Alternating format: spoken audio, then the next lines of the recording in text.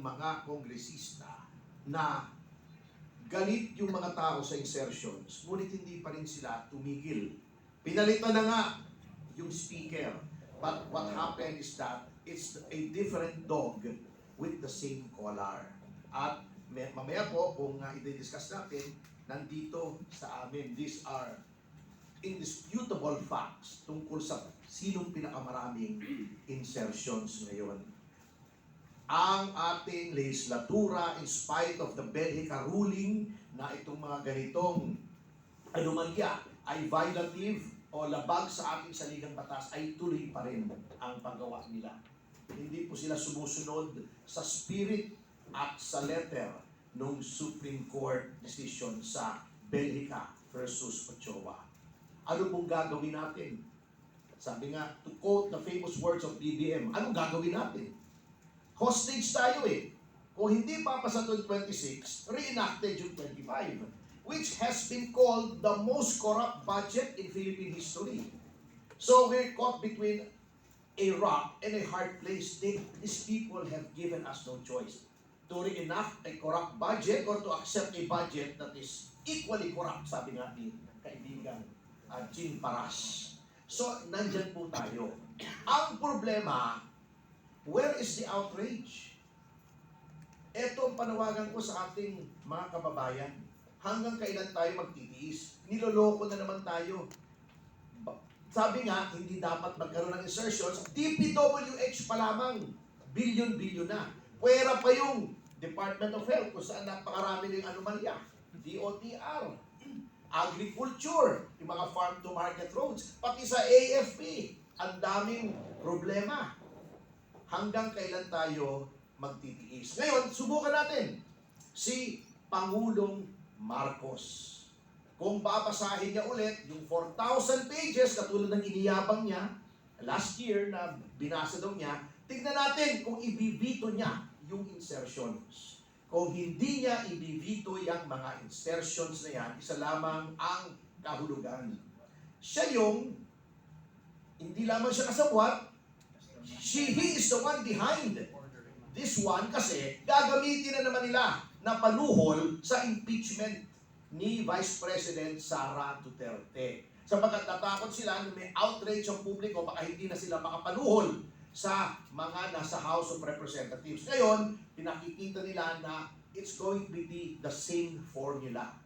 The question now is, what are we going to do about it? Papabayaan na naman natin, isa na naman? Or are we going to take action by making our sentiments known? Yun po ang challenge of the hour. Paloloko na lang ba tayo? Are we going to sit down and take all these insults to our intelligence? Or are we going to make a stand and take action? Salamat po.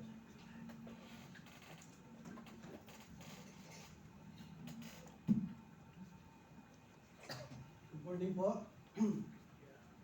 Para makita ng ating mga kababayan kung ano yung pinag-uusapang BICAM ngayon, bigyan ko kayo ng isang halimbawa.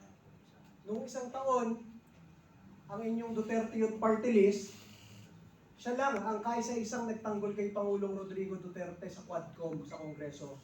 Meron kayong 300 na kongresista sa Pilipinas.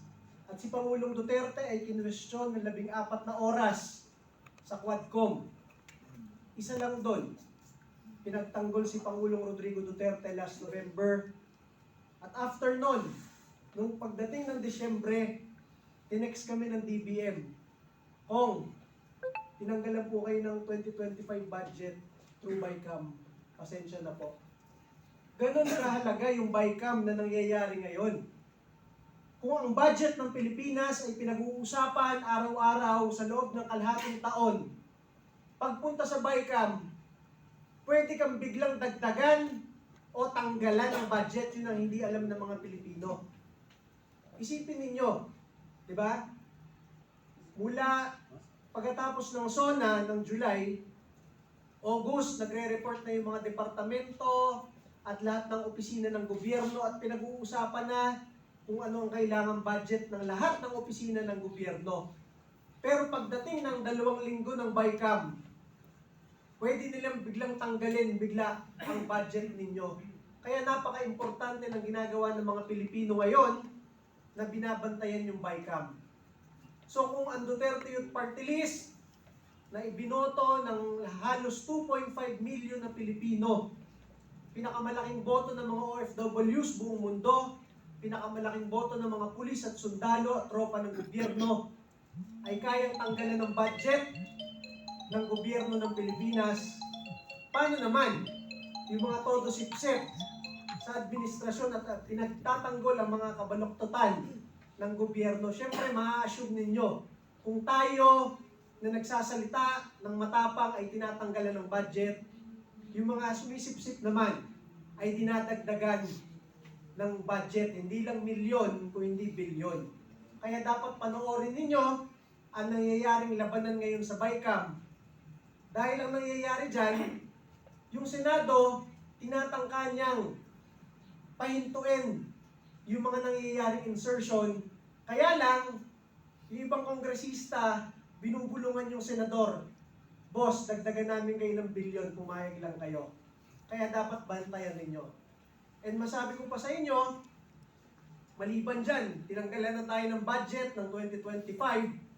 Pagkatapos nating manalo, nang hindi man lang tayo bumibili kahit isang boto, kahit wala tayong coordinator sa buong mundo, tayo ang ibinoto ng mga OFW sa iba't ibang bansa, kahit saan ka pumunta. Nanalo tayo ng 3 pwesto sa Kongreso, tayo lang ang kaisa-isang opisina sa Kongreso na nagbabalik ng death penalty para sa mga plunderer at ghost projects. Tayo pa ang hindi pinaupo sa Kongreso, kaya magagalit ka ng todo eh. Nanalo na nga tayo dahil nagagalit ang milyong-milyong Pilipino. Yung demokrasyang iyon tinanggal pa sa atin. Dati pera lang ang ninanakaw, ngayon pati boto. Kaya masabi ko sa inyo, ngayong mga panahon na ito, parang pati Pasko ninanakaw sa mga Pilipino. Sino ang magsasabi na 500 pesos sapat na sa Noche Buena ng isang pamilyang Pilipino? Bumili ka ng lechong manok, 300 to 400 pesos. Bumili ka ng konting pangkanin, tapos na yung 500 pesos, yun na yun. Kahit anong explanation sa atin, alam ng milyong-milyong Pilipino na hindi sapat yan. Maliban dyan sa ipinipilit na 500 pesos lang ay kasya na sa isang magandang Noche Buena, ang ibinabayad nating tax na napakarami. Lahat tayo nagtatrabaho, bago mo makuha ang sweldo, may income tax ka. Pagpunta mo sa 7-Eleven o sa tindahan, may value-added tax pa. Pag wala kang trabaho, kailangan mo ibenta ang ari-arian ninyo, may capital gains tax pa. Pag hindi nyo ibebenta, magbabayad pa rin kayo ng amilyar, real estate tax pa.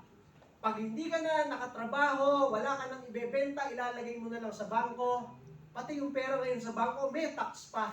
Sa napakaraming tax dito sa mahirap na bansang ito, bakit hindi umuunlad at dumadami ang magagandang proyekto para sa lipunang Pilipino? Ito ay dahil yung ating tax, almost 1/3 niyan, ay nananakaw na ng sarili nating gobyerno. Kaya kahit yung mga foreign assistance, hindi na nagbibigay ang iba't ibang bansa.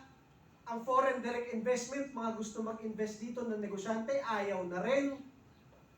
Yan ang nangyayari sa ating bansa. Ang piso bumaksak, ang PSE Stock Exchange bumaksak, at sinasabi sa atin araw-araw, napakaganda ng bansang Pilipinas.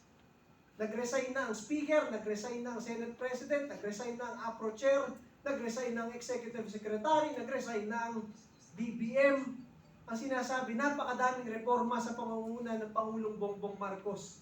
It is under his watch, kaya nangyari lahat yan. Kahit napakalaki ng kanyang confidential fund to investigate lahat ng anomalya sa gobyerno, hindi niya alam kung ano nangyayari sa ating bansa. Kaya ang masabi ko lang po sa inyo, bantayan natin ng todo. At nagpapasalamat tayo sa inyo, mga kasama natin sa social media at sa media.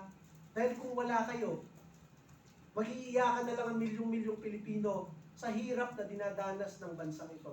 At mamaya idagdag ko pa yung isang nagpapakilalang aide ni Vice President Sara Duterte, isang abnormal na tao. Ano pangalan, boss? Ramil Madriaga, na hindi man lang kilala ng mga taga-PSG. Siya daw ang nagtayo ng VP PSG. Hindi rin kilala ng mga Duterte sa Davao. Nagpapakilala siya ang most trusted man sa Davao. Kung di ba naman talaga baliw? Mamaya po, i-discuss ko po sa inyo. Maraming salamat po.